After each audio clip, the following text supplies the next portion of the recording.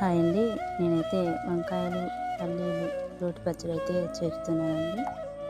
చాలా అంటే చాలా బాగుంటుందండి. వేడి వేడి అన్నంలో మనకి నోరు రుచిగా లేనప్పుడు, బాగా తినాలని, ఏదన్నా పచ్చడి తినాలి అని అనిపించినప్పుడు ఇలా రోటి పచ్చడి అయితే చేసుకుని తింటే చాలా బాగుంటుందండి. చాలా అంటే చాలా బాగుంటుందండి. నేనైతే కట్టెల పొయ్యి మీద అయితే చేస్తున్నానండి.